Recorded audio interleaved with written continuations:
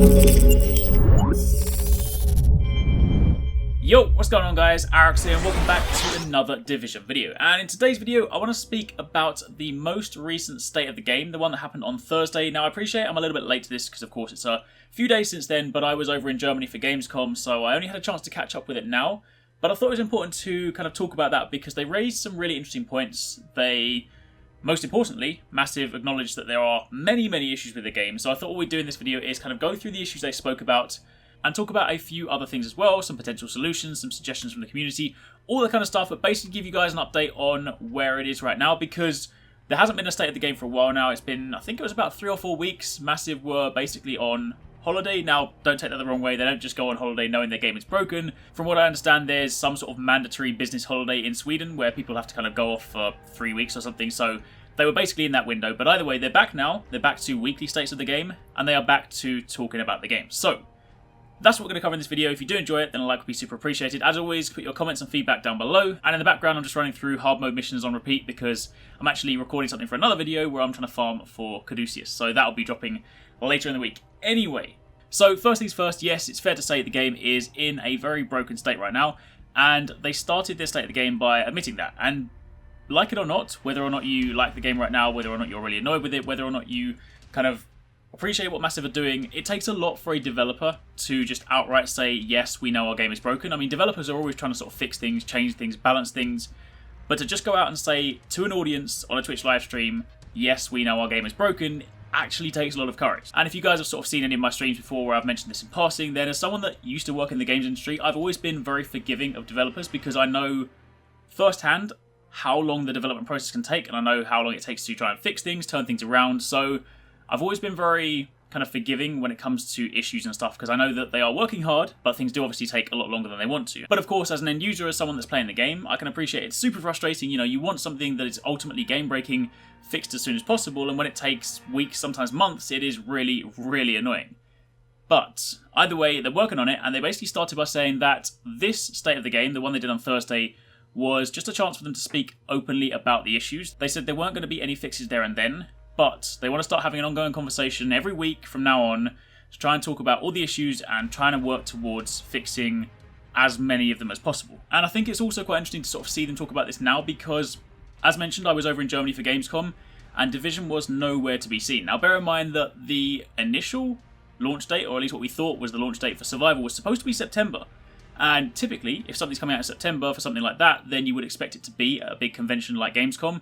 So the fact that it's not there, I don't know whether that implies that it's been pushed back so that they've got time to fix stuff, or whether it's just because they're not ready to talk about it because the game is in such a weird state. Personally, I wouldn't mind in the slightest if they delayed it just so that they could fix the game first, because up until now they've been working at a pretty ridiculous pace. I mean, when you consider that the game launched and then a month later they released the first DLC, a month after that, the second one, and then shortly after that, the third one. I mean, that's a pretty quick turnaround time when you consider that most other games that have like DLC packs, there are much bigger gaps between them. I mean, take something like Destiny where, you know, the game comes out and it's a good 6-12 months before you see your next expansion. So the fact they were doing it, you know, every month on repeat means that they were obviously working at breakneck speed, and I'm not surprised that things stacked up and all the issues just kind of kept on mounting up. So if they do actually take this as an opportunity to take a step back and say, right, let's just hold on for Survival for a minute, let's fix the game first, and then move forward, then of course that's a good move. But that's of course not what they acknowledged. They didn't say that. It's just, that's my speculation based on the fact that Survival was not at Gamescom. But as mentioned, it could simply just be that they decided not to talk about it given the current state, and then they'll just kind of release it in trailers and whatnot. But anyway, once we know more about that, I'll keep you guys up to date. But some of the issues. So first things first, they acknowledged Shotgun Sentry is a big issue. They did, however, mention that, you know, in a game like this, when it's online, it's about gear, it's about loot. The meta will always shift, but the most important thing is that the meta right now is not fun. They also said that the Deadeye hipfire issue is acknowledged.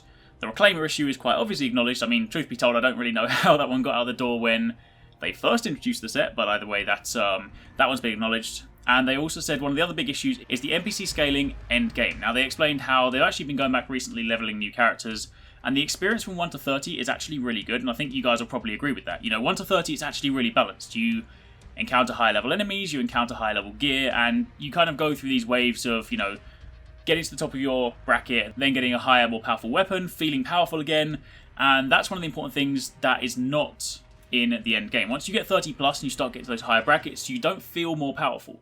Typically, if you play games like this, you play something like World of Warcraft, you get to the end of the game, you hit max level, you have your full raid gear, and you feel like an absolute boss. You go through pretty much annihilating a lot of things. Of course, when you go to the end game raids, things get a little bit more tough, but generally speaking, you at least feel powerful. And that's one thing you do not get at any time in Division.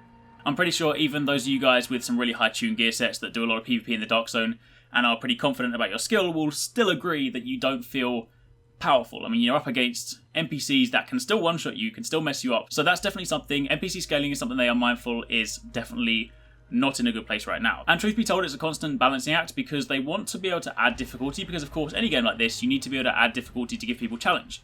But they appreciate the way that they are adding difficulty right now is not right. Spongy enemies and being one-shot is not difficult, it's just unfair. So that's an ongoing discussion, that's an ongoing thing they're trying to work on, but that's something they've acknowledged. They've also acknowledged that loot itself is an issue.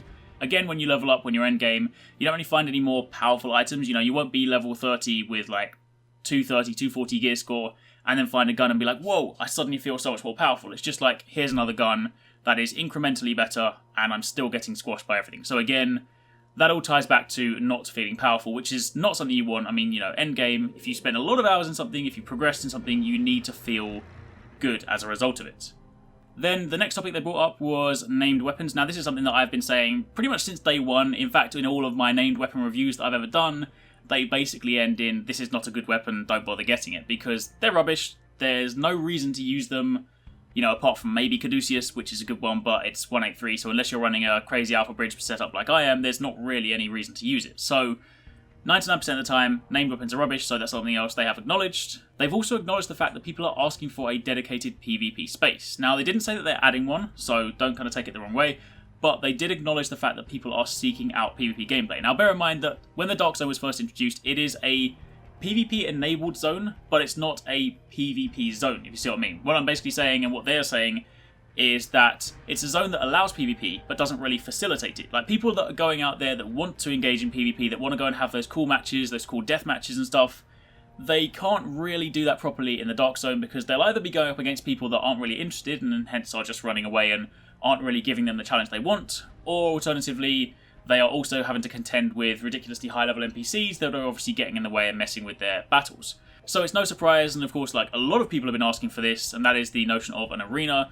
Again, if I make a comparison with World of Warcraft, I think it's a really good thing to kind of look at, because World of Warcraft actually has quite a lot of similarities. For those of you guys that haven't played it, you have the option when you create your character of choosing your server, and putting role-playing servers to one side for a second, you have PvE and PvP servers. And PvP servers are most comparable to the Division, because you basically have two factions, you have Alliance and you have Horde, and then when you are roaming around the open world, if you are, say, a Horde and you see an Alliance player, then you can kill them, much like the Dark Zone, but of course there is no incentive to do that in the open world. It's just if you want to do it, you can do it, and, you know, if you don't, then you simply pass by it, again, much like it happens in the Dark Zone. However, what World of Warcraft also has to facilitate people that are actually seeking out PvP is arenas, and this is actually something that I've actually been saying since the very beginning of the game. Before Division came out, when I used to kind of jump on those podcasts with Hamish and stuff, we spoke about how, or like when he used to sort of say, what would you like to see in the Division? One of the things that I kind of spoke about was this notion of an additional bracket in the Dark Zone that was basically a Battle Royale area. I play a lot of Battle Royale, I play Arma 3, and it's such an amazing game, such an amazing game mode that would really work well in the Division. Now, besides Battle Royale, just like in terms of PvP areas, it's definitely one of those things that would fit in. I appreciate when the game first came out, the reason they didn't include it is because the whole notion of Division was that it was supposed to be somewhat realistic. Now, of course, that's completely out the window now that we have to shoot enemies 500 times in the head to kill them. But the point is, the reason it wasn't necessarily included like that is because you don't have menus, you have this seamless transition from the open world to the Dark Zone. And of course, adding in a PvP zone wouldn't really match with the narrative. But given the way the game's gone now, I think a very nice, easy fix would simply to be, you could add DZ07, which, you know, you only go in if you actively want to engage in PvP. You go in there, you could have, you know, 3v3, 6v6, whatever you want to do. Or similarly, if we ever do get to see what I really want to see, which is Battle Royale, then again, the same principle could apply. You go into like DZ07, you sit in a holding space, you then wait for, you know, a full server, be it 24, maybe they could amp it up to something like 64. They all sit in there, they get dispersed into the Dark Zone, and you then have to go around scavenging and, you know, getting loot and playing out Battle Royale. But anyway, that's not something I'm going to speak about in this video. That is something I'll probably do in a future video. In fact, I've got a couple of what I would like to see videos planned over the coming weeks, so stay tuned for those ones. But for the time being, yes, they acknowledge that people are looking for a dedicated PvP space. The game doesn't have it, nor does it really facilitate it, so the fact that they've acknowledged that means at least they are kind of, aware of the issue, and hopefully they may be able to do something kind of going towards that.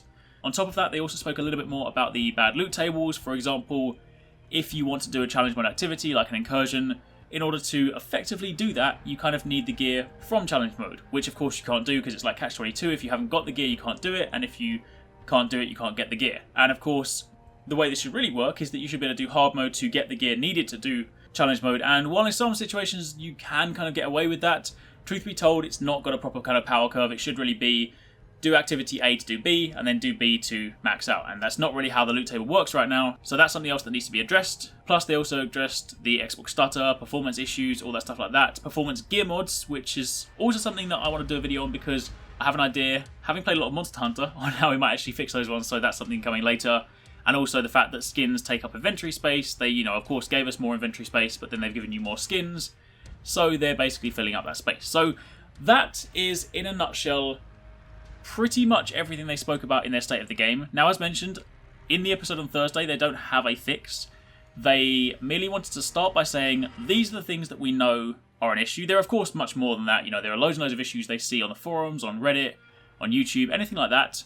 But they wanted to start by saying, we know the game is broken, there are issues, and we are working on them. And then their plan is, on a weekly basis, they want to kind of continue this discussion and try and give us some sort of more idea as to how they're planning on fixing it, when they're planning on fixing it, and how it's all shaping up. So I appreciate to anyone that's kind of playing the game now and is frustrated, there isn't a fix right now, and if it really is bothering you, honestly, taking a break from something and coming back to it later is not a bad thing at all. The important thing to bear in mind is that games like this can turn around. I mean, you take a look at like Destiny, for example. When it first came out, it was great for a little bit, and then once you did the Vault of Glass, you kind of got to the end game and you finished everything. There wasn't a great deal of stuff to do, and then there was this kind of big content drought where people were like, we want something new, and there was just nothing really. And of course, when the other expansions came out, there were other things that weren't quite right, but then you fast forward to when Taken King came out, and they made some really great changes, drastically improved the game. So it's fair to say that given chances, given time, developers can most definitely turn games around. I mean, again, you look at like World of Warcraft Vanilla compared to World of Warcraft now. I mean, maybe that's not the best example because World of Warcraft fans actually prefer Vanilla, but the point is, changes can be made. You just kind of sort of need to be patient, give the developers time, give them your feedback. They did mention before that, you don't have to be like a YouTuber or anything to give them feedback. They do have forums, they do have Reddit, they do read it. I know for a fact that Hamish spends a lot of time on Reddit, spends a lot of time on forums and stuff, so they are listening. It's just that you need to understand that in development, it's one thing to listen and know about something, it's a completely other ballgame to actually be able to fix it. It can take quite a lot of time. So, give them time, have some patience. We're going to kind of keep this discussion going. I'm going to try and keep you guys updated on everything they're saying as well.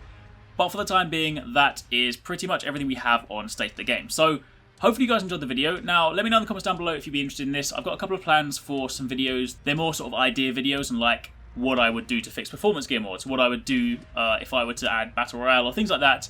Kind of fun videos, but hopefully you guys would find them interesting. So if you do, let me know and I will put them up throughout the week. But for the time being, that's it for the video. Hopefully you guys enjoyed it. If you did, then a like would be super appreciated. Comment down below, let me know your thoughts. Take it easy. Catch you next time.